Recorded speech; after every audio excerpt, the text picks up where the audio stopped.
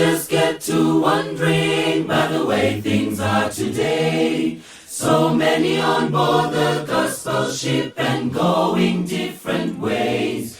If we all pull together like a family, me and you, would come a lot closer to doing what the Lord called us to do. Jesus built his church on love, that's what it's all about. Trying to get everybody safe, not to keep anybody out. The door is wide open and just as big as the Father's heart above. I'm glad he said whosoever will. Jesus built his church on love.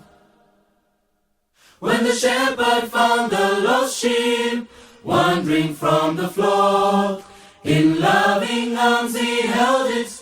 He did not blame or scold. Now we could learn a lesson that will make our efforts blessed.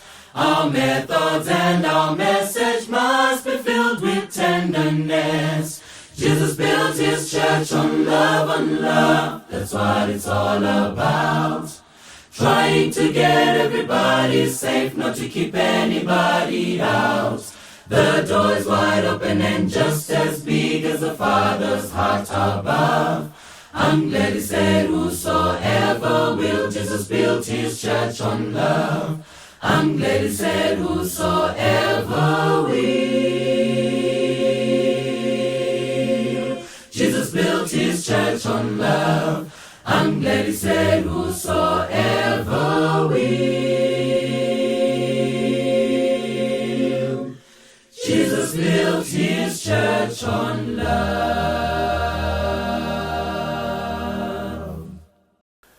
Toda kumchingamidza imese pachirongwa Family Matters. We in this series mental health and the family. Toda kutenda Mwari nekusangana kwataita Mwari danga atitungamirira atitira zvakanaka. Tisatatarisa pane zvinhu zvakawanda. Ngatisangane nevadari vedu totangira. Makadini wadiwa wateereri nevatariri, mufaro wangu kusangana nemi pachirongwa Family Matters. Nasida kumhoresa vanhu tu vandowanzosangana nawo mu-comment section. Awadi mimi munotitira zvakanaka comment section. Yes, comment section yese zvaya, but tichangofokasa netu vamwe tozomhoresa kumberi. Ndinotangana anonzi Brighton Nyamuchakachi. Vanofollowa vachikomenda munhu waMwari Mwari akuitire zvakanaka. Munoita kuti chirongwa chiwe nelife. Ndozotaura zvakare vanonzi Sisi Doreen Chipendo, vanogara varimo zvakare mu-comment section vachipa maviews avo. Zvinoita kuti chirongwa chedu chifambe zvakanaka. Saka please vanhu vaMwari tinoappreciate zvamunotitira, feedback yamunotipa, komborerwa naJehovha. Yes. Next. Mufaro wangu kwepadare raSinyorina Gono nevamwe vadare vatinawo. Ini ndinoitwa Mai Mute. Ndoda kukwaziso Yvonne Chesalo ari mu-comment section. Chibva watoshedza vamwe kuti vauye, like, share and comment. Tiri pachirongwa. Thank you so much. Toda kutenda. Yes, next. All right, thank you so much. Zitandoitwa neTsai Risina Modzi Rubete. I'm a mental health practitioner. I work as a clinical social worker and as a family therapist, and I'm here to talk more about the mental health. Thank you so much for having me. And maybe I just want to shout out to Joima Kombe, one of the most engaged members dzatinadzo dzinofollow us zvirongwa zvedu nekukomenta zvakanyanya. Thank you so much for following. Keep following, keep subscribing. Kwaso kwamuri hamani hanzvadzi, ndinonzi Watson Mbiriri. Ndiri mufundisi. Ndinofara zvikuru kwazvo nehurukuro dzatinadzo uye nyaya tiri kuzobata mukati mezuva ranhasi. Uye nda kukwazisawo Sazita Watson Nyatanga. Ndo vamwe vanoita kuti mu-comment section umo mubvire kuti bviri. Munotiitira zvakanaka. Tinobva taziva kuti aiwa tiri kutotaura nevanhu on the other side. Saka tinotenda zvikuru. Mukoma Nyatanga, komborerwa, iitirwe zvakanaka naJehovha pamwe chete nemhuri yenyu. tinotenda chose. Toda kutenda chose. Nasi we want to appreciate vanhu vane sofa guru pa comment section. Mumwe anesari part yevanhu vanogara pa sofa guru pa comment section ndi Monica Piri. Yes, top fan. Sisi Monica Piri munotitira zvinotyisa. Munoita kuti comment section yedu isheke nekubvira. Yeah. Thank you so much. May God bless you. May God be with you. Zvinotipa idi like what Gono has said. Zvinotipa kuti tinzwe kuti kutaura nevanhu. We are engaging people and you guys are interested and you are making things in the comment section kuti ko zvisheke nekubvira. Mwari dai angakukomborerai akuitirai zvakanaka. Thank you so much. We continue ne issue yedu ye mental health and the family.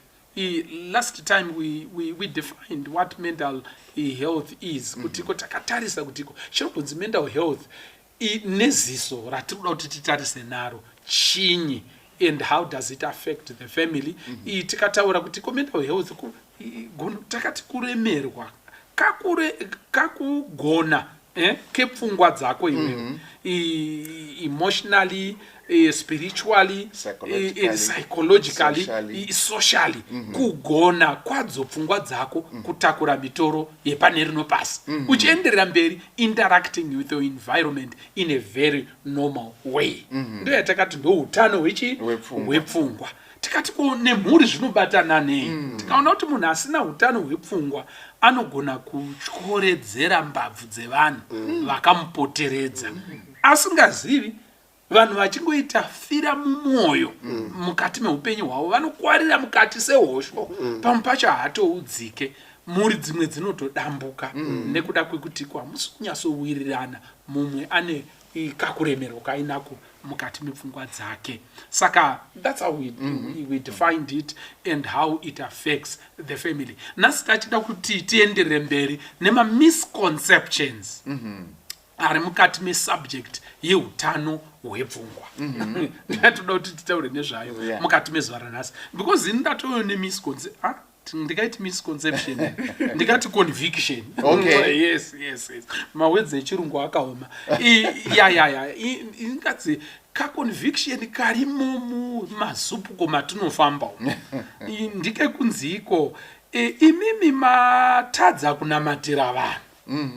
Makuda kupa zvitema zvavo makuzvipa mazita. Otaka kuti chronic depression, chakati, bipolar and muri kupa munhu ngaangonamatirwa period. Zvopera mweya tsvina ngauita sei? Ngaubude nezita raJesu. Imi makubvisa vanhu kuvafundisa vanodzinga mweya tsvina iyi. Makuvaisa kumapsychologist. Anditi muri kuona hanzi kura chimwe chevanhu imi makungoendesa kumapsychologist. Saka ngatinyatsopa bata ipapapo tione kuti what are some of the misconceptions around the subject yenhingirikiri ye-mental health and the family, and how do they affect to make things even worse. I think if you misconstrue something, it will be worse off. And Saka, let's deal with it in the context of the family. Neiye ari kuona sokuti iwa uswa kuti ausikuremerwa ere mukati mepfungwa dzako iwe. Imi murume wamurungoti angoti kwindi. Makambogara unoye pasi here munyasonzwa kuti kubasa zviri kufamba sei, zvakamira sei, ende kumba pane tozviita here kana kuti tongoti nezita raJesu mweya utsvina mweya wokukwindima. Handiti muri kuona wokukwindimara. Alright, yes, let's come in there. Totangana chirwere chepfungwa pane kaviri. Kuremerwa kwepfungwa. Kuremerwa. Iwewe uri kuremerwa unogona kutadza kuzviona kuti wakutorwara. Vakakutenderedza ndo vanotozviona kuti kuita kwako hakusi kwemazuva ese. Zvasiyana kana ndichirwara panyama. Ndini ndinototaura kuti ndiri kunzwa apa neapa kurwadziwa. Saka kuremerwa kwepfungwa unogona kufunga kuti zvitori normal. Izvo zvisiri chii normal. Saka pane zvinhu zvatinonormaliza kuti zvisiri normal. Saka zvakuzoda vanasazi vongo haasi munhu wese anogona kupa diagnosis neprognosis. Okay. Kwakuda sazi vongo anogona kupa assessment kuti because last 2 weeks mudhi yako yakadai pari kudai. Saka dambudziko riripo mumastreets nematutubva tatopa diagnosis ndo panofira nyaya. Uri kufanira kuenda kune munhu anonokuongorora over a period of time obva kupasta rechi. Saka misconception yandatoona ipapa iripo ndeyekuti tinotongofunga kuti mental health or mental illnesses can be diagnosed nemaziso. Kuti unotozviona kana murume akuita zvisina basa. Kutongoti hai mental case zvataona gono last time. Kuti tinobva tatongodiognose nemaziso mental case. Saka that's a misconception now. Kuti hatidiagnose kana kuasisa mental health conditions tisiri experts nemaziso. Saka itori misconception itoripo iyoyo. Okay, yekuti tinozvigona totozviona. Munhu wega unongozviona. Kana kutongoti uyu munhu uyu zvaro itori depression iyoyo. Itori bipolar. Saka ndo misconception. Ngativa tati sazivongo wedu vabva vatibuditsira kuti ndivanani vanokwanisa kudiagnose. Because mumedical field vane mazita anosiyana. Kuti munhu totoziva kuti kana tichingofungidzira kuti munhu uyu unofunga pfungwa dzake dzakaremerwa tonanga uko. Tisanyanye kutambise nguva. Nekuti haasi munhu wese anokwanisa kudiagnose. Alright. So in other words,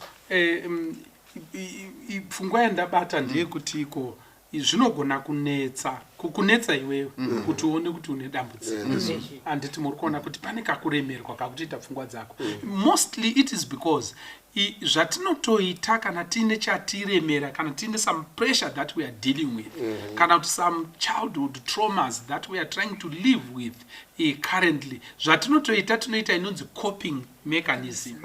Saka a coping mechanism is something that you inherit at that time to deal with a situation.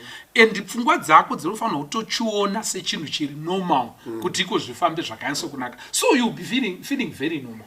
Handiti muri kuona. You'll be feeling very normal kuti at least I'm dealing with this but I've got this chandiri kuita nacho kuti iko ndifambe zvakanaka ndiyambuke. Saka you will feel very normal. But yet at the same time there are things that have changed in your life as you try to adopt another coping skill yaunga usina yauda kuedza because uri kutarisa situation yauinayo. Saka it's hard to see it. Vanhu ndo vanotozokudza kuti mangonyarara mufunge mai yeyo mai mufaro mwedzi handizvo zvauri handiti ndizvo here vanhu vanotoona ndiwe. So what are some vanga vatipa mukana kuti vatibatsire kuti tizive kuti vana chiremba mukusiyana kwavo ndevapi vanogona kutibatsira pastage ipi. Pastage yes because zvine mazera akaizvi handiti pane kangoremerwa kari general kozotiko watozoona hauchadyi handiti muri kuona appetite yatoenda hope dzatoenda kana kugeza chaiko wangoona zuva raakudoka handiti muri kuona.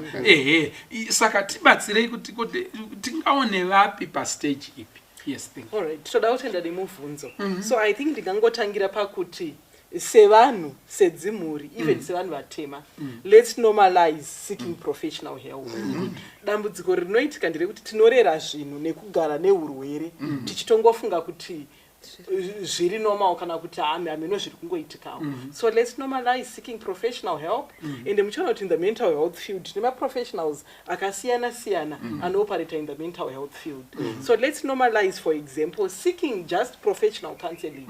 So mamwe problems atosangana nawo mukati medzimhuri ngatimboendei kuprofessional counseling because the professional counselors are trained kuti vagone kuona pane challenges mukati medzimhuri. So zvimwe zvacho unogona kutoona kuti you know what, nyaya yaunza vanhu ava ndeyekuti pada pane ka domestic violence kari kuitika, but zviri kuita sekunge behind this pane something, you know. So let's normalize professional counseling. Then patinoona isusu mamwe ma mental health issues ekuti tinogona kufungira kuti iyi inenge yatova some mental health disorder iyi. We also have other clinicians vakafanana nema clinical social workers, ma clinical psychologists, ma counseling psychologists vanogona zvakare kutibatsira vanhu ava to be able kuti tione kuti zvii zviri kuita sei, zvii zviri kunyatsoitika. Then we also have ma psychiatrists, you know, ma psychiatrists ndo vanozotibatsira kuofa nyaya dzinenge ana mental health diagnosis and even mental health treatment, especially as far as pharmacological management is concerned. Ndo vakuno prescribe mishonga kuti no, you know what, bipolar yakuda kuti timuise pamapirisi anozobalanisa ma-hormones and things like that. Vamwe vanogona kuona kuti pati kunzi seek professional counseling ubva ufunga kuti zvinodhura, ndo imwe misconception. Saka ma-major hospitals edu vane ma-psychologist, vane ma-psychiatrist, vane ma-clinical therapist vanogona kubatsira munhu. Saka imi mukangosvika pareception motaura nyaya yenyu vanoziva kwekukuendesai kuti munhu awane rubatsiro. Saka tisarambire kure tichiti zvinodini zvirwere zvevanhu vane mari. Ndingangopa mufananidzo kazhinji patinofirwa pane munhu anochema zvekuti hanyararidziki, tobva tore hembe munhu afa mupei pamwe pacho tongoenda nemunhu kuchipatara kungosvika kuti no pafiwa ari kuchema, but tiri kuona kuti kuchema kwacho tatadza kumudini kumunyararidza. Ivo vari kuchipatara vanokuudzai zvekudini zvekuita. Imwe inonzi grief therapy imwe yatisingaiti, ndofunga sazivongongo muchikamu zvinoteera inyaya yavachazobata. Okay. Thank you so much. But handisa ndapindurwa nyati. Ndimise kuru munofanira kundirererewo padare pana. Handiti muri kuona. Tibatsirei because mumazupuko matiri kufamba zviri kunziko nyaya yemental health iri kuintrodusa kuti vanhu vabve pakunamatirwa nevafundisi vachikastwa maspirits out. Handiti ndizvo here. Chamaa kungoita kungopa ma-conditions aya ane chekuita nemwe yetsvina mako apa mazita muchiti bipolar what. Vanhu voenda kuma-psychologists nema-therapists enyu aya asinei nekunamata. Aiwa, ipapapo ka mungasapataura hazvipere musha. Handiti murikuona. Yes, tibatsirei gono. Vamwe vanotaura vachiti if the hammer is the only tool you have, every problem will look like a nail. Yes. Okay. Yeah. Because dambudziko rikufanira kuwirirana neturuzi randinaro. Yes. Murikupaona. Saka kana tikangotarisa bedzi zvinhu zvese tichibva from that perspective, tinongoona sekuti zvinhu zvose zviri kuburikidza nekuda kwokuti mweya yakaipa yasvika pamunhu. Sekutaura kwatakamboita, Mwari vakatisika nemutoo unotyisa, unoshamisa, yekuti pfungwa dzedu, miviri yedu zvine mashandiro azvinofanirwa kuita, yekuti kana akakanganisika mashandiro iwayo tinosangana nema-challenges, tinosangana nematambudziko emhando dzakasiyana siyana. So nekuda kwaizvozvo zvakakosha kuti tinzwise kuti panyaya yeutano hwepfungwa tinotosanganawo nema-challenges ekuti zvichida pane nguva dzakapera pane pamwe patatisinganyatsa kunzwisi kuti chii chiri kuitika and so on. Asi Mwari munyasha dzawo nemukuwanda kweruzivo rwavepo tava kukwanisa kunzwisisa kuti no, apa pane zvakati nezvakati nezvakati zviri kuitika. Zvemweya yakaipa zviriko, hatizvirambe zvachose, tikadaro taita madofo. Zviriko zvinokonzerwa nemweya yakaipa.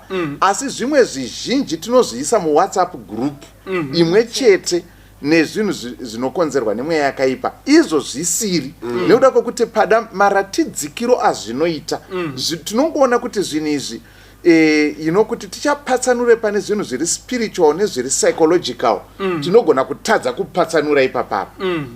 Tongoguma tati iWhatsApp group imwe chete.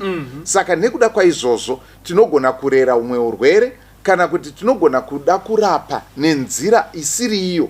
Condition kana kuti environment iri kutrigger yoramba iri unattended. Isu takangofokasa kuti anofanira kutopora tichikwizira sauti pasi petsoka. Muri kupaona kuti anofanira kutopora, but environment iri kumutrigger haina kugadziriswa because hatina kuadresa, hatina ziso riri kusvika ikoko. Saka zvemwe yakaipa zvinowanika, asi tinofanira kuti titarise in a comprehensive way, in a global way. Tonyatsa kuona kuti ndizvo here maonero ataita, nekuti dzimwe nguva tinoita misdiagnose. Uye ndo zvataurwa zviya kuti hatigoni kungotarisawo kutongoti uyu ane mental kana kuti ane zvakuda kuti tinyatsa kutarisirwa zviri complete, kuti tione kuti chimiro chemunhu chakamira sei exactly. Thank you so much.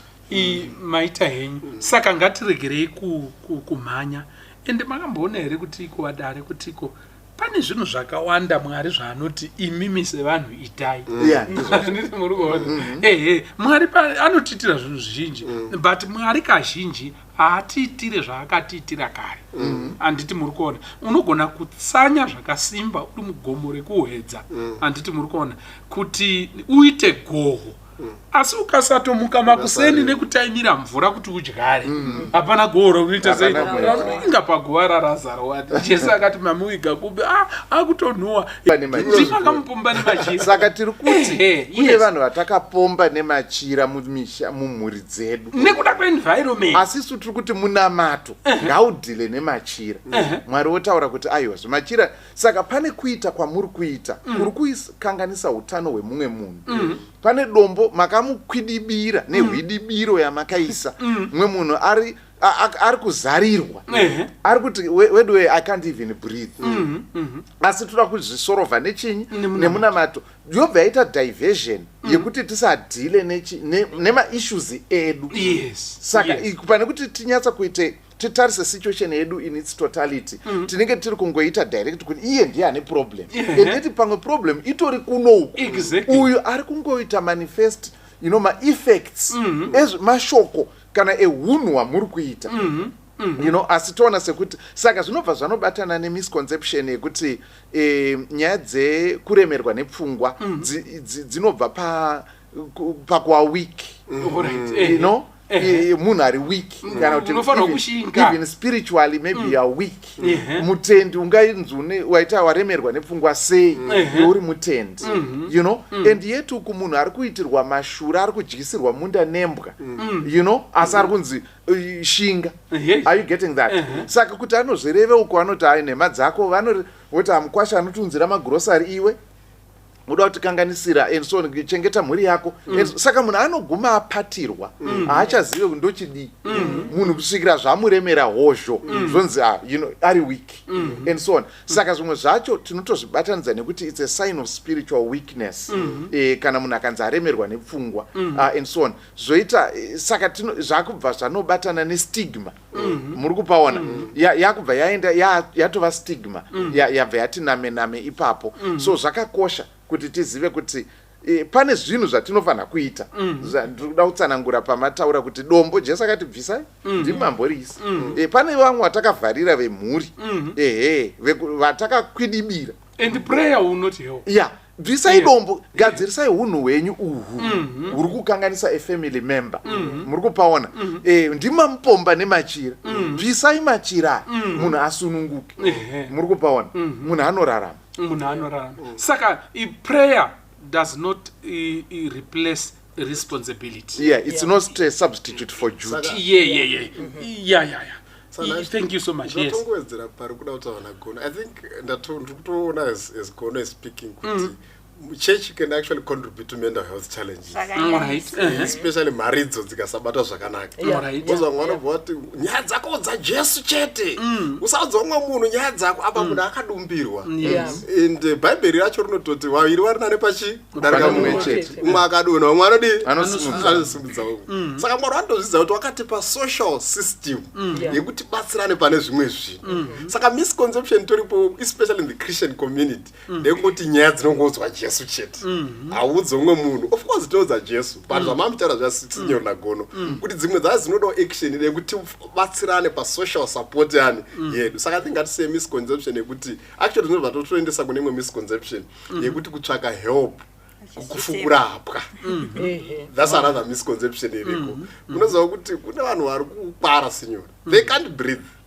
But vakaudzwa kuti kutsvaga unzi help kufukurapwa. Ini ndinogata problem especially na moti kitchen part aya.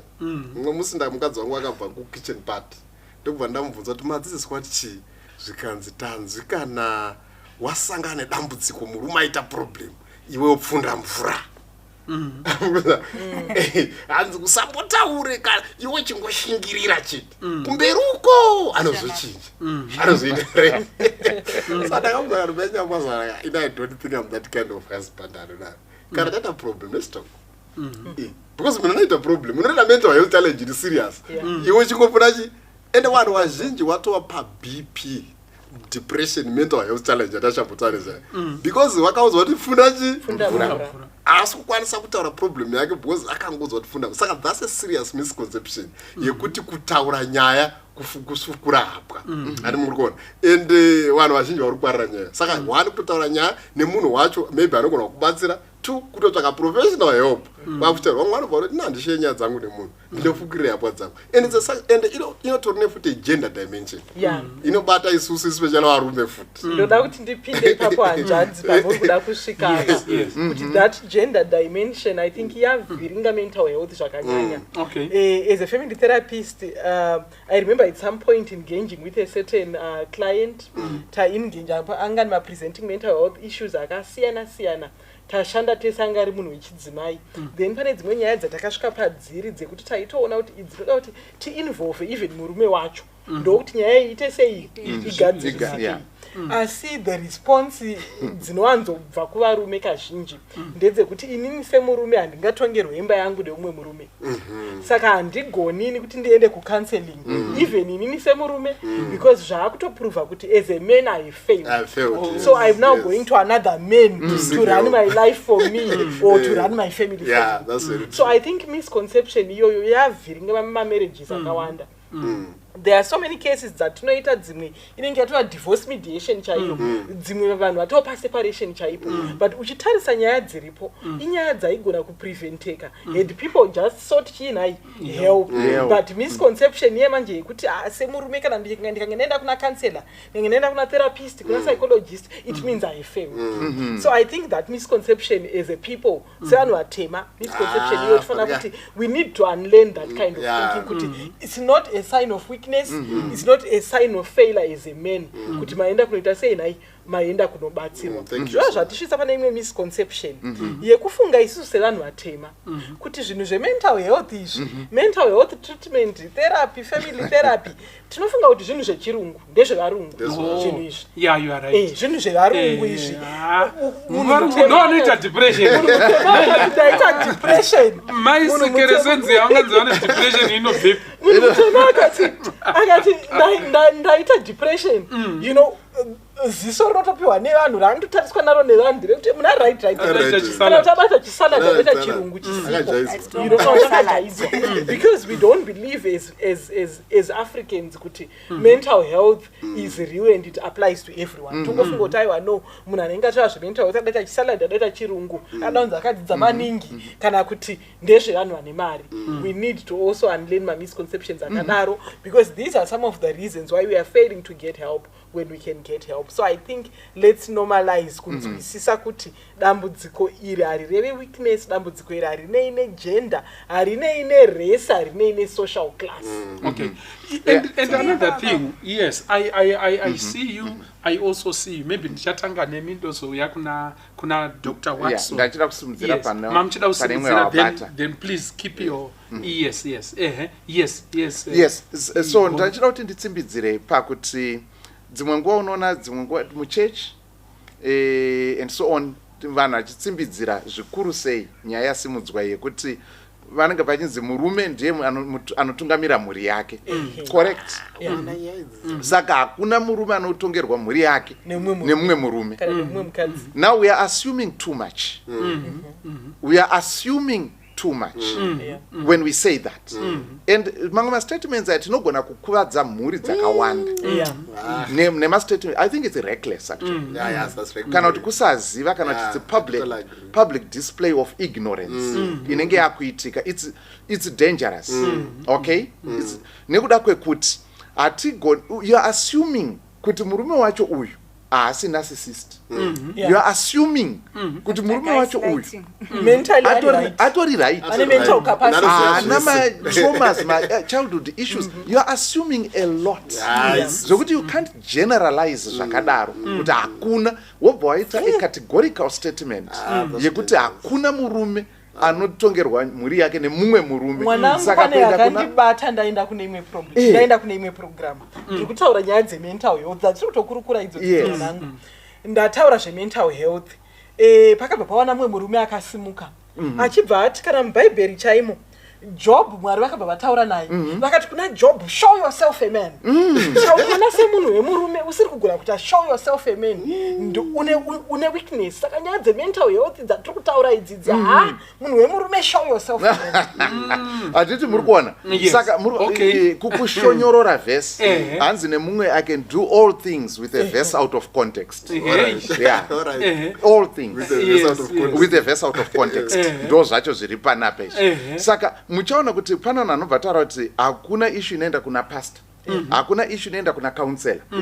Murume pedza nyaya dzako mumbama ko kana murume wacho ari yedambudziko atori yesource yezviri kusanganikwa nazvo nemhuri iwo uri kumuti pedza iye ari kutoda help. Saka we should not assume too much. Toshandisa an ideal line of thinking toda universalize kana generalize to varied realities dziri kusanganikwa nadzo nevanhu on the ground. There are men who are broken and who are breaking their families, who are breaking other people's lives. Iwo taura kuti iye ndiye futi anofanira kudzipedza dzese idzo dziri kutomupedza. Saka tinoda kuti tipabate ipapo because tinozviita manje tiri pahamende zoita. Saka vanhu vanozvitora sekuti it's gospel truth. Muri kupabata all right. Motikari yake iyeye murume kana yafa ari kuenda kunotsvaga mumwe murume ari kumugadzirira mota iyo.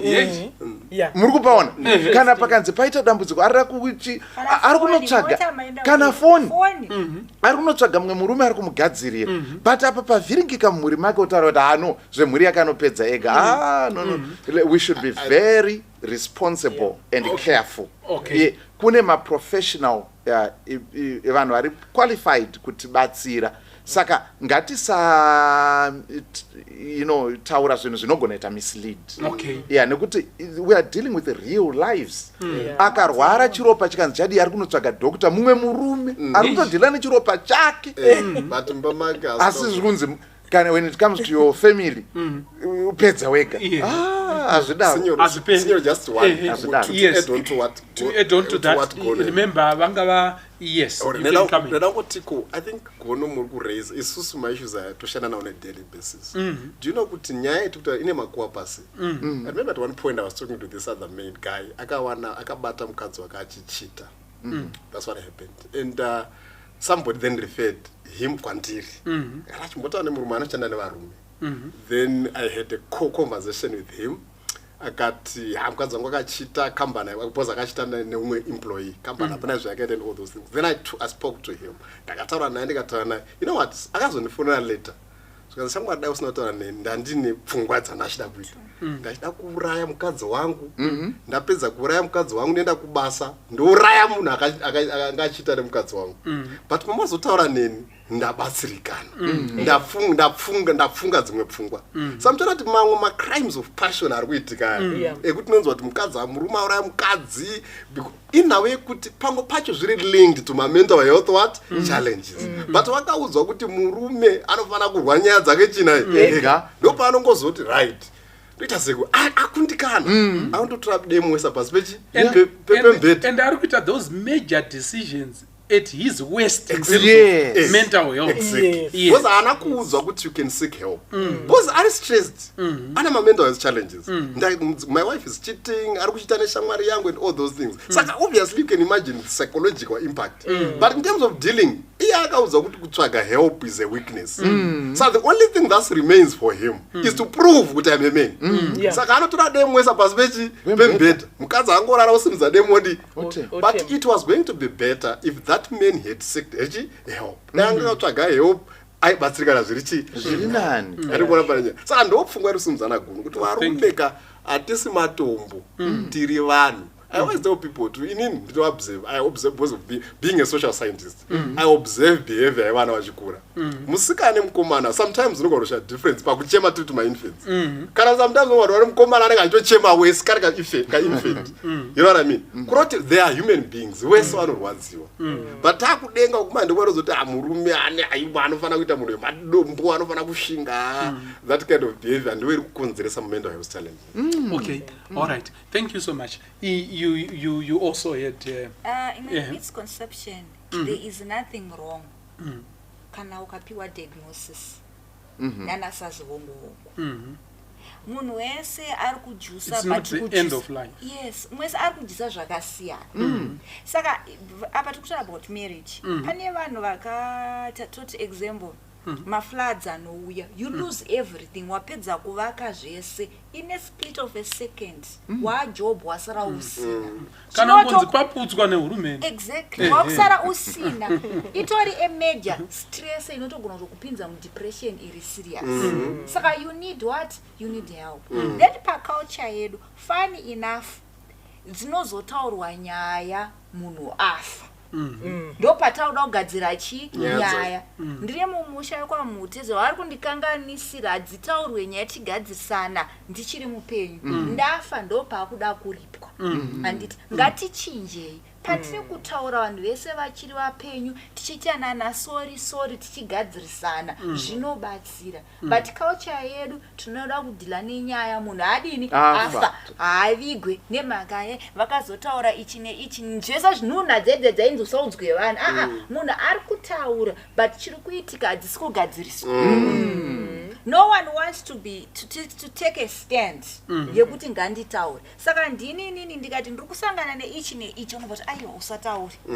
Anditi tinozoputsa imba yani yake but kana ndafa ndonyedza makuda kuripwa manje. Okay. Another issue that I think it's a reality and a misconception.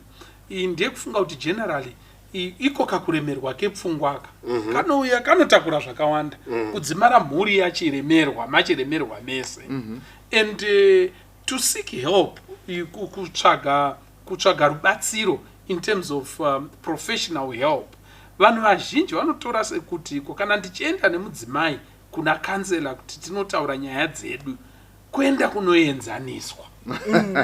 Ende kuchishoda chedu tinotiko mashere vanhu vanoenzanisa. Anditi murikuona. Saka counseling inoonekwa sekutiko you are approaching a judge. Anditi murikuona. Saka judge uyu anofanirwa kusvikokondema ari wrong and exonerate anga achinzi ari wrong but ari right. Anditi murikuona nayo cheripo. Saka tinoenda takagadzirira kuti iko how can I convince the judge kuti iko ndini nditori padambudziko. Anditi and I've heard many people vachiti iko anoapproacha mudzimai kuti iko tadii kumbonotsvaga kubatsirwa. Mudzimai anoti iwewe ndiuri kuda kutobatsirwa ndiwe utori neproblem but professional help zvayakaita vanhu vamwari kungoti hamusati masvikako professional help zvayakaita ndeyekuti you are not going there so that the other one can be condemned kana kuti paratidzwe ari wrong neari right. You are going there to have an environment and a space. A professional counselor will create a space whereby you understand the other person. Kutiko vari kubva nekupi instead of kutiko what's wrong with you. In a professional environment panobvunzwa kunzi what happened to you. Ndiritezere yes munhu utsanangura zvokuti iwe unoshamisika nemurume wako achitsanangura kuti kundikazodai ndikadai saka madhamu vakadai. Inini zvandinonzwa manje shungu dzandinonzwa ndeyekuti nekuda kwekuti handiti muri kuona iwe unotoshamisika nemurume wako kuti okay that's why handiti muri kuona motobvapo maakuchitiko saka tochiita sei kuti tienderere. Ndoda kuti ndibate handiti muri kuona yes ngairege kumira between husband and wife. Pane sibling and sibling kozoita parents and child. Pane mavhesi 2 atoda kuti maybe vasazivongo vati batsiri. Parent, children, honor your parents in the Lord. Then parents, do not provoke your children. Saka izvo zviri kukonzeresa mudzimuri. Then pane imwe aspect futi mental health. Vabereki vane ma-expectations evana vavo. Ndifuna patichazobata ma-mental health disorders anobata vana. Izvo zvikoro zvakavharwa. Pane vamwe vana vanotoremerwa nechikoro. Handiti ari kugona. But mai vari kuti panopamba maths, science neEnglish. Those are ndikuda kuti udini uite. But capacity haisi kudini haisi kwakanganisa. Kumwe kwandobonzwa amene kumauniversity vanoti mwana wese anoenrolla akaendwa for a program because ane capacity. But during the line pane zvinogona kutovhiringidza kosi ikatofoirika. Saka izvozvo futi patiri kutaura nyaya yepfungwa ndo zvimwe zvinokonzeresa. Hamene kana makamboona kuti vana vazhinji vasikana grade 1 to 7 vanokwapura chikoro. Come form 3 form 4 vanodona. But vamwe vanombovaka imi makashanda kuchikoro kana makamboona a lot of bullying it happens when children are towards exams. Ndopakutanga makwa eform 1 you are form 6. Zvakubuda saka zvinoto affecta overall yemwana. Panobuda futi my results. Zvinokonzeresa futi stress izvo zviri ma grade 7 akabuda. Vabereki vane stress mwana ane stress. Saka ndo mamwe ma challenges ekuti vabereki pande kurova mwana kupopotera mwana mukasika professional help. There is more to the story. Yakariwa nemimbi. Rora chikonzero chaita kuti musoro uteme. Don't just see things as they are. There's a reason behind. Thank you so much. You really wanted to say something. Thank you for that point. Pane imwe misconception yatinayo ise vanhu vatema. Maybe chimwe chiripo nyaya yekuti futi language yedu yeshona inozoshita seinoshaya mamwe mazwi pane zvimwe zvinhu. Because tikataura isinyaya yekuti mental illness munhu akada kungoita direct translation anongoti kurwara nepfungwa kana kuti kupenga. So muchiona kuti itori misconception yatinayo iyoyo yekuti munhu akanzi ane a mental illness therefore anopenga. And kana tichiti munhu anopenga tikutotaura kuti pfungwa kushona anobva kushona tunati hadzisi kupanana moto zvakanaka. Ndo tumashoko twatinotaura tiri kutopicture munhu uyauya ari kudya sadza mumabhini ari kupfeka chii zvinhu zvakasviba ari kufamba achitaura ega. But I want kuti pamisconception iyoyo tiunderstand nekurealize kuti when we talk about mental illness hatisi kutaura kuti munhu uyu anopenga. We have different mental health. Remember kuti last pachirongwa chadarika patikadefina mental illness takataura about it being about a specific condition iri kuda treatment. And kumental health maconditions aya akawanda akasiyana-siyana. Saka isusu misconception yedu ndeyekuti angoita seane problem yaitika mupfungwa taakutoti anopenga. And kwatiri kuti kupenga uku kupsychology inonzi schizophrenia. Tikutaura about schizophrenia tikutaura about mamwe ma-disorders akadaro ekuti munhu haasi in touch with reality. So hazvireve kuti munhu wese aita mental health illness ari kupenga.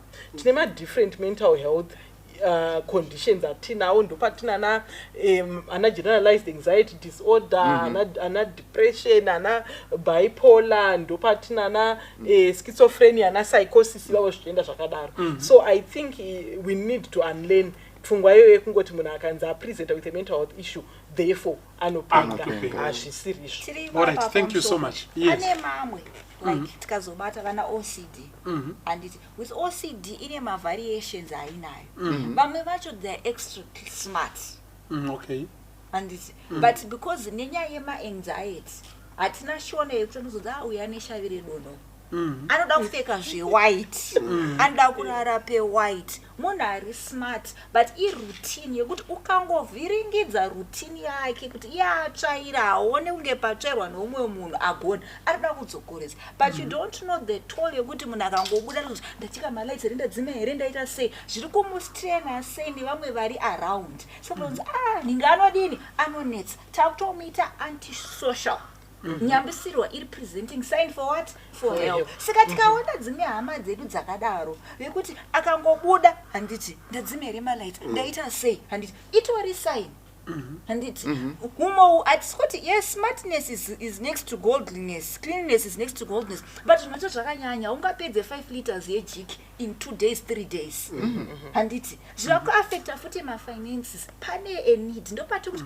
chiendai kunana sazivongo mongosvika kuti tiri kungoona kuti mafambiro ejika anyanya ivo ndo vachazova prognosis nediagnosis saka ndiri kuti zvimwe zvacho people actually functioning with majob avo akanaka zvakanaka hautoziye kuti pane zviri kuitika but vari mudhuze tisi tiri kupika 1-2 ngatiendei nazvo kune vanhu. So in line with that tine misconception yekungofunga kuti ma-mental health issues aya akangofanana dzimweni dzenguva. What I want us to understand is ma-mental health issues akawanda acho they fall on a spectrum.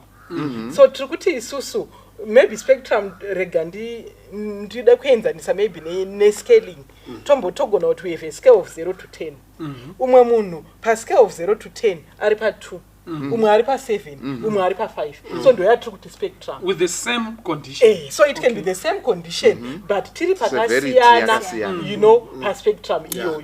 So ngatisazomhanya kuti aiwa hatingamboti iyeyu ane depression because vane depression chaivo tinovaziva vanenge vakutumwa mushonga wekuzvizo umwe anogona kunge ari mudepression iyoyo but haasati asvika kusuicidality. So we need to understand kuti zvinhu izvi hatingozvibrakete pamwe chete nekuita invalidate maexperiences evamwe vanhu zvinhu izvi zviri paspectrum. Saka anokwanisa kunge ari kutsvaira hake but atori pari right handiti muri kuona but kozoti 10 liters yejiki yakupera zuva rimwe chete ndopamunoti chiendeti mbonobatsira because jiki yakakwira handiti muri kuona paprice.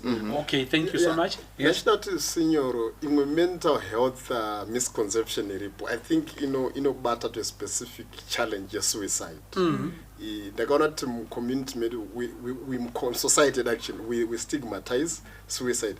Pane document ndiraiverenga raitiro 80% of people who commit suicide vanenge vambodza somebody. Yeah, definitely. But we don't take them seriously. And mchana kuti misconception iripo in our culture ndeyekuti munhu akati ndida kuzviuraya watakuta sadza pane kaukaita mucirculator pawhatsapp kachinzi mai vakaudza nemwana wavo kuti mama I want to commit suicide anzi vakazotanga vatsvaira mumba kana wazopedza wasvika maplace then wazonozviuraya zvako kuroti hatinyanyi kuconsider because munhu kana ari kuti I want to commit suicide it's a cry for help and ari kuti suicide is the last resort yekuratidza yekuti no I have a problem hati muri kuona saka kwadanyatso hapana munhu ada kufa nochokwadi saka I think that the same misconception yekuti vanhu vari kutaura nhau dzesuicide waguta sadza it's actually a cry for help and we need to take those people seriously. Zvinorwadza isinyo unozonzwa vanhu kuti asa akatotaura nezuro akatotaura nezuro akatonyora tsamba achitotsanangura anenge akatosiya a trail. Exactly. Patinoda kuti misconception ipa panyaya yesuicide culture yedu munhu akakomita suicide because zvatinozoita after haapinde musha anovigwa iye nehembe dzake anhingi a failure handiti but then because taunotaura kuti zvoni women contemplate suicide but men complete it. Murume akati I want to die anotofa vakadzi anogona kupa masign but with men they will actually what anekuda kwepfungwa dzavo mechanic they will complete it zvese zvinenge zvine precision saka izvozvi zviwese tane vana futi vadiki vari kukura who are actually what committed suicide. Kuti ukatsiura mwana wako wakutotya wotonzwa kuti mwana adini afa. No, let me go in. Let me also go in there because of our time. Yes, there are misconceptions, but I also want you to add on Kutiko, how do cultural and societal attitudes and how do they affect my mental health issues and also influence and how families approach the subject. Nyayo chivanhu chedu anditi muri kuona zvinobata sei kuti mhuri itarise nyaya idzi culturally. How do cultural our cultural setting and background affect our view on these issues and how families interpret these issues, the mental health. So I think in terms of misconceptions, I think we have let's have one misconception and then we move towards those cultural perceptions. All right, thank you. So another misconception, I think iri tied zvakanyanya again kunyaya the culture dzamuri kutaura idzi. All right. Muchaona kuti as within our culture we have certain beliefs that tongori nadzo, and attitudes towards certain things. Idzo nyaya dzemental health idzo culturally tinomanya kungofunga kuti you know what, kana munhu ari kuda for example ari suicidal kana kuti ari kuti ndine depression or whatever, it's just ari kungoema. Munhu ari kungoda attention, kuema kungoda attention, but hapana zvimboripo. Hai munofunga kuti munhu anoda kufa chaicho anotaura here, anofa hatauri, anoda kufa chaicho haiti sei hatauri. So there is also that misconception yekungofunga kuti kana munhu ari kupresenta with a mental health issue, you see them when they are serious. It means kuti izvo ari kungoda attention because munhu ari kurwara chaicho haiti sei hatauri. So I think it's another misconception. Yeah, ichibatana nekuti tiri paculture ipapo nekuda kwokuti in African traditional worldview hakuna magerms, hakuna mabacteria, hakuna munhu anofa, munhu anourayiwa, hakuna munhu anorwara, munhu anotoroyiwa. Chero azviuraya pana atumira mhepo yacho. Saka takabatana nenyaya idzodzidzi dzezveutano hwepfungwa pakadzi munhu asvika pakuremerwa nekuda kwezviri kuitika mumhuri. Okay, vanhu tinongoti zvekumusha kwake zviri kumutera. Muri kuona? Ende kana tatongo diagnosis yedu ndoichatipa kuti saka solution ichawanika sei. Hatichagadzirisani nemwana wedu honzikonzi iri kuunza matambudziko aya. Muri kuona? Taakutoti dai ambodzokera ambonobatsirwa kune vekwake. And maybe takutoita worse dambudziko riripo riyai. Muri kupaona? Zvakutouya nestigma, zvakutouya nechi. Saka world view yedu haina room yekuti hanzi munhu anogona kuremerwa nekuda kwezviri kusanganikwa nazvo, kuti ma-issues are unresolved zviri pane mhepo dzatouya dzekumusha kwavo ndo dziri kumutera. Saka kana tatodaro tatopedza nemunhu. And saka dzekwavo vane password yekuti dzinogadziriswa sei ndove kwake mudzoserei ikoko anogadziriswa nevamwe vake. Saka ipapapo ndo chimwe chezvinhu zvinoitika and zvinobva zvauya nestigma around it. Kana zvatongodaro zvinotova nestigma, vanhu vanenge rangovazevezeve mumaberero umu, rangovaze kuti hamukuziva here kumusha kwawo and so on and so on, ingawani and so on and so on. Kutaura kwacho hakuchaperi, uya paanozozvinzwa it's worse. Saka it doesn't help. Saka zvinoita kuti tisasorove environment iri kugadzira maconditions azoita kuti mumwe munhu aremerwe. Hatichaasorove iwayo, takutoti iye ndiye ane problem. Ende muchaona kuti kana tadai manje use that cultural lens to look at mental health issues. Zvakutozo affecta pamanga muchavunza paya kuti zvino affecta senyaya dzemental health. Zvakutozo affecta even the form of treatment and intervention Yes. So muchaona kuti kwatiri as mental health practitioners kazhinji tikaona vanhu vauya vane mental health issue kazhinji kacho for example kuti munhu agoya kuannex chaikoko anenge abva kumaprofita atenderedza n'anga dzese kwese zvazoita sei zvazoramba. So because of this cultural ndikini kutaurwa iyi iri kuaffecta even issues of mental health treatment and even tikati azoshinga auya kuannex kwacho aiswa pamishonga zvichaafecta even adherence because vachadzokera kuna sekuru zvonzi aiwa maakutoita sei maakutovhiringa. So at the end of the day munhu yeye achaita adhere to medication atadza kuita adhere to medication, the next thing relapse and then the cycle goes on and on. Munhu yeye anonetsa chimwe chatofana kujekesera vanhu unlike zvimwe zvirwere izvi chepfungwa kutaura ega itori side yemapsychotic features kuita mahallucinations vamwe vacho nema-different types anenge achiti ndiri kuona zvinhu handiti pane ari kunditandanisa uko ari kutaura mazita maybe zvimwe zvinhu zvakaitika zvaakambonzwa subconscious umwe wacho ndianenge achitoti ndine simba ndiri kurapa ndiri kuita sei. So the minute munhu panomanifesta achidaro others become so violent anenge ane simba rekuti akutoda mushonga yakasimba kana macheni ekuti tikwanise kumudini kumukalma down kana kumhanya kana kudya kana kusarara. Saka I think patichareza awareness tichifamba neseries yedu tikuti vanhu tikaona munhu akumanifesta achiita mahallucinations achiita mapsychotic episode atifanire kuvhunduka. The minute yanotopresenta handiti vanototaurayo vanasazivongoti muunzei akadaro achiita zvaari kuita izvozvo muunzei akadini akadaro. Then vamwe mukusaziya tinotozvakanganisira varwere vane marights avo handiti vatori nemarights avo kuti ukatodai watovhailita marights emunhu ari kudini ari kurwara zvekurova varwere zvese zvatinoita tigomusungirira necheni tigomunyima nechikafu tichiti ari kuzviitisa.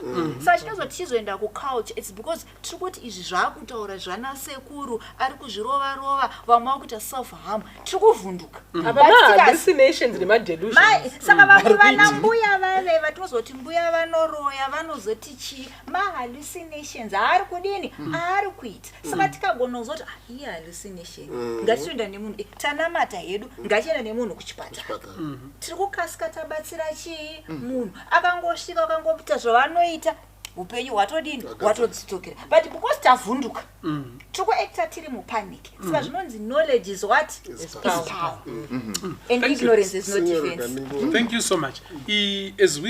As you come in, I want us to be concluding on a note yekutiko how do family members support each other kungo enhancer mental health yema family members.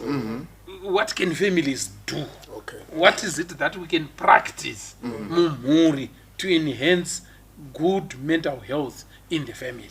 Thank you. And in this way, yes. So nachida ngopedzisa siyo cultural imwe yacho inotidzora kuti gender tambotaura especially kuvarume ndovanza kushanda nevarume. I work with men and one thing that I've discovered ndezvekuti pane atinoti pachirungu toxic masculinities.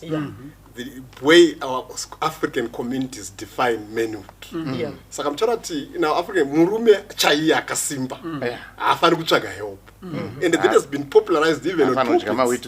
Kufa kwemurume kubudaura. Aiwa achezere vita achezere vita nemaconflict. Papurupiti vanhu vachitoti amen. Saka mtaura kuti even masuicides. And yet shona inenge chiti kutsva kwendebvu vanodini vanodzimura chimwe anzi murume chimwe hako akombe murume rimwe rume rimwe harikombe churu chara chimwe hachitswanyika. Sometimes in our culture men are expected to be strong and the strength yacho in years yatachara kuti kumpaka murume kubudaura saka they don't seek help. It's because and there's not over the socialization process of the boy child. When the boy child is being raised akangochema anonzi vakomana havachemi vakomana. Men don't cry. Men are actually trained not to show emotions. Varume vanotrainwa kuti nyaya dzako unopedza chiwega. So isusu kana takutarisa nyaya yacho tinoona iri toxic masculinity. Kana toxic masculinity, what does it do? it harms the man himself and the people that are around him. You see? You know, it does not affect my relationships. I want to try to help. The next thing, maybe you're going to be very violent to your spouse. Actually, my statistics 100 are good. 60% would die from suicide. Yeah. You see? So, one 10 suicide. 6 of them are men. Why? Because they've been trained. Wakakura wachiudza kuti murume haasvage rubatsiro. Saka I think dangoti kunana baba, let's turn that. Let's not allow the society to define who we are. Because it's not positive. We need to move away from toxic masculinities to positive masculinities. Can I no problem? Let me seek help. It means you are aware of emotions, and that's positive masculinity. Thank you so much. Yes. Ndichitangira pavasira apa kuti saka semhuri tingaite sei kuti tibatsire panyaya dzemental health. Ndiri sinyora undogona.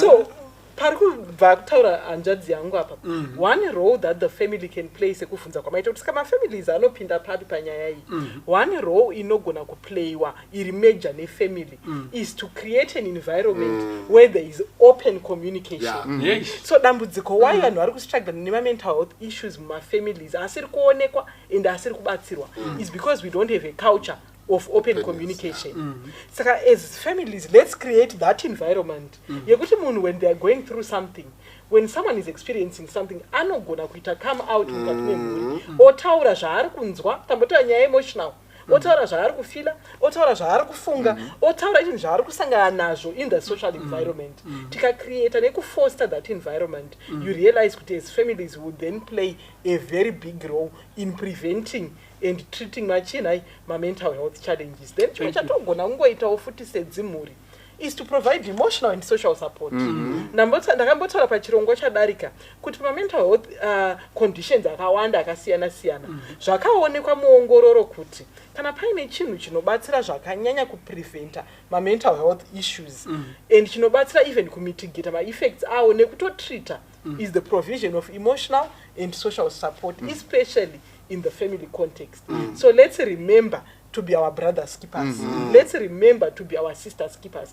The person anenge aine mental health challenge akangoziva kuti my sister is there for me, my father is there for me, my mother you know can support me through this. Zvinobatsira zvakanyanya izvozvo. So let's be there to even just provide that. It's important. Saka tiri kuti iko mukati memhuri, let's create an environment where things can be talked about. Even very difficult issues, very difficult things can be talked about. Mwana wako kana akanobatwa chipfuva pakona kuchikoro, the first person wanofanira kutaurira is the father. It is the mother. Kuti nhasi I was handled in a way and singafarira pa bus stop or anything. We must be able to talk. Ngatiregere kuita vanhu vari mukati memhuri vanoita fungira mwoyo rwendo rwembwa, vanhu vanotura befu nahwanokuro kudze usiku achishaya kuti ndonoudza ani. Pasaidi pake pane murume, pasaidi pake pane mudzimai, musha wese wakazara vanhu, but the important things in our culture, they are never talked about.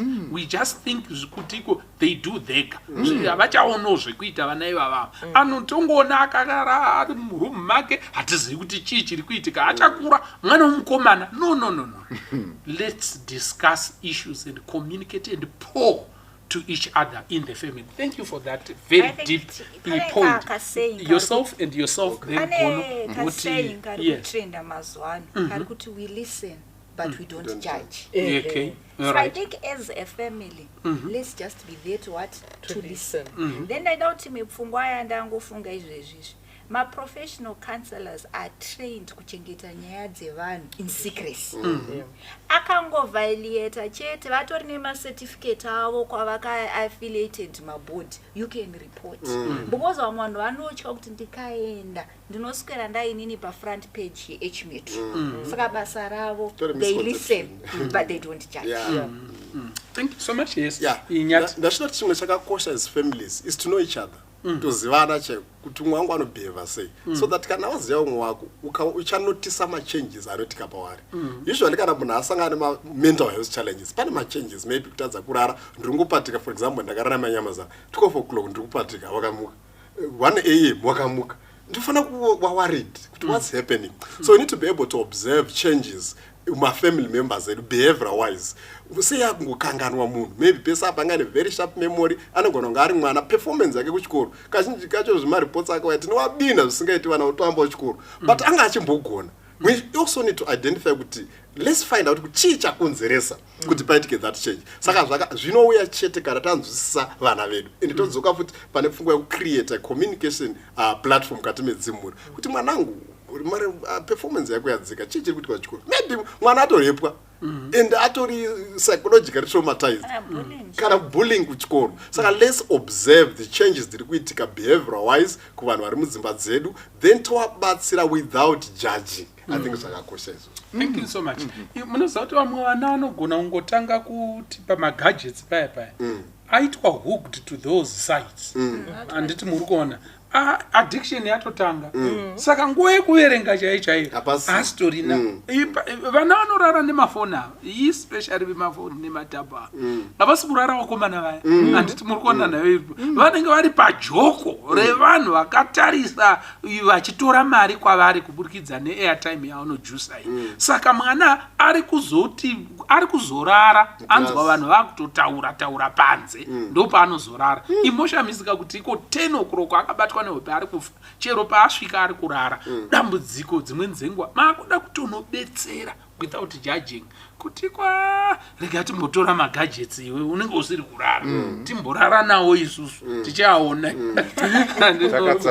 Takatsamira. Alright, Gono, tibatsirewo muputira. Zvakanaka. Saka issue yema-soft addictions, because usually tikanzwa kuti addictions we think of hard addictions, drugs, but kune ma-soft addictions, ndofunga ari kubata vana vakawanda. Tinoda kupedzisira panapa tiri mukati mebhuku raGalatians chapter 6 pavhesi ya1 na2. Inoti, brothers, if anyone is caught in any transgression, you who are spiritual should restore him in a spirit of gentleness. Keep watch on yourself, lest you too be tempted. Bear one another's burdens, and so fulfill the law of Christ. Pari kutaurwa panapa kuti zvinogona kuitika kuti mumwe wedu anosangana nedambudziko. In this instance, pari kutaurwa riri a spiritual problem. Now, isu tiri kutaura in the context ye, okay, pari kutaurwa iri spiritual problem, zonzi be there to help. Mobatsira mumwe wenyu. Zvikanzi pakubatsira kwamunoita zvichenjerereiwo imi kuti musawira mudambudziko rimwe chete.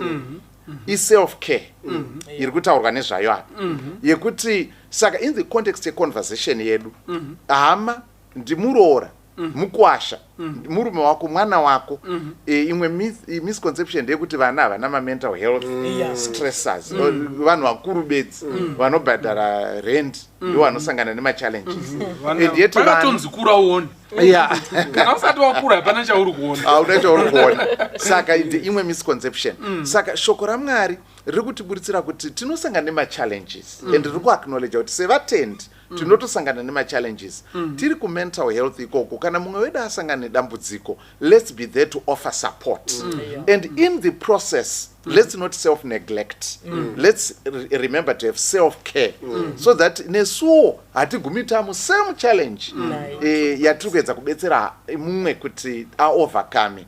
Anditi pobva panzi takuriranai mitoro yenyu, isupport zvataurwa panapa kuti one of the most important things, rimwe piritsi rakakosha zvikuru pakutibatsira pautano hwedu hwepfungwa, kuvepo kwehama dzichibatsirana nesu, dzichionerana pamwe chete nesu, kwete kunakurirwa sekunge nyoka mhenyu unzi handezvekumusha kwenyu and things like that and so on and so on. Hazvitibatsiri kuti tikurire dambudziko ratiri kusangana naro. Saka kutakurirana mitoro, ma-challenges atiri kusangana nawo, being there for each other zvinotibatsira kuti tikunde. Dzimwe nguva pataurwa paipa isu tinobva tati akanzi ari kupenga, akanzi anopenga. No, kuremerwa kwepfungwa kunogona kutobetsereka munhu akatopora zvakanaka zvisina dambudziko. Ende vazhinji ndopedzisira ipapapo kuti pane kurwara kuri kuitika pataurwa nyaya yescale kana yespectrum. Tinofunga kuti munhu ari kunze ane kuremerwa kwepfungwa munhu ari kunhonga zvinhu mumabhini. Vamwe vanotori mamanager, maexecutive officers, vanotori nezvinzvimbo, vanodhiraivha mota dzinodhura, munhu anenge akatoti popopo kuchena almost sezvandakaita izvi haazosvika hake, but asi tiri kutaura kuti mumuri medu imo muukama hwedu urwere hwepfungwa hunenge huchitoripo. Hatisi kuti ngatihuwane pahusiri, asi tiri kuti dambudziko rinouya tikahushaya pahuri. Muri kupaona?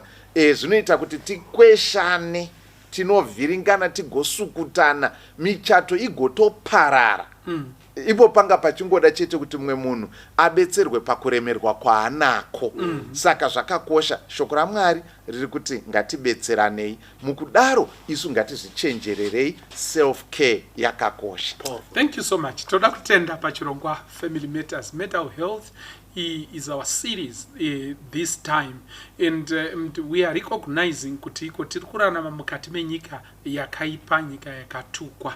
Zvinoitika munhu uchikura, pamwe mai nababa wakatorambana, dzimweni dzenguva mhino zvakatoitika apo nepapapo, rape chaiyo, kubhuliwa, kuenda through war times, and to suffer major losses in life. Ndo zvatiri kusangana nazvo, kurasikirwa nemabasa, kungonziko moyo wako unenge uruda ku major operation, unofanirwa kuenda kuIsrael, unofanirwa kuenda kuIndia.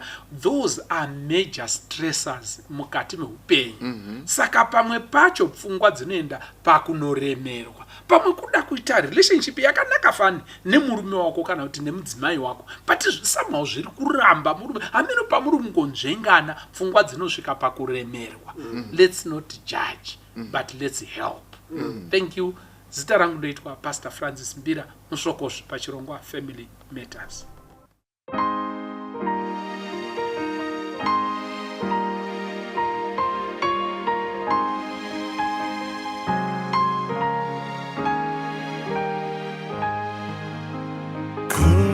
Jesu, kuna Jesu, kuna Jesu, Jino, uya kuna Jesu, kuna Jesu, Jino, kuponeswa, kuna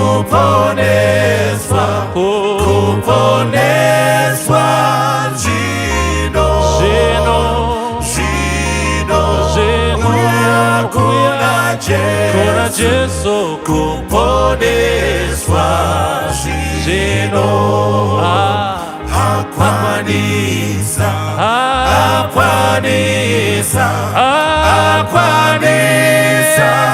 zino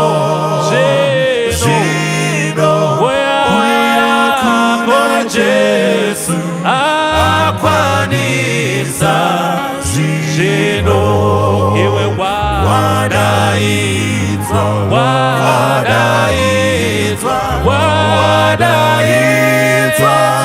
zino uya kuna Jesu arindira zino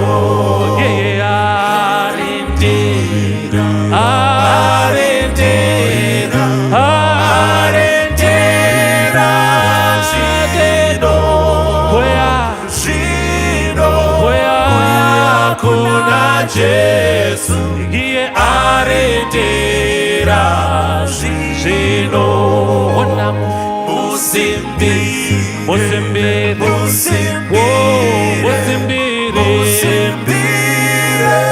zino uya kuna Jesu musimbire zino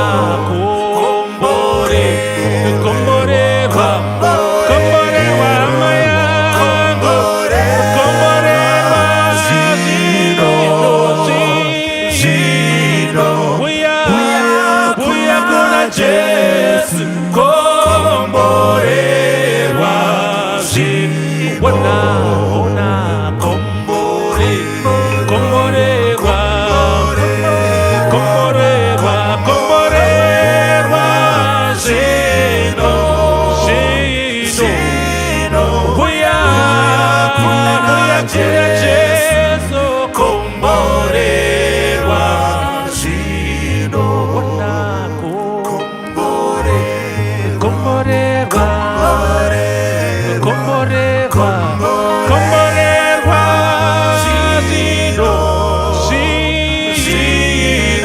uya kunana Jesu komborerwa zvino.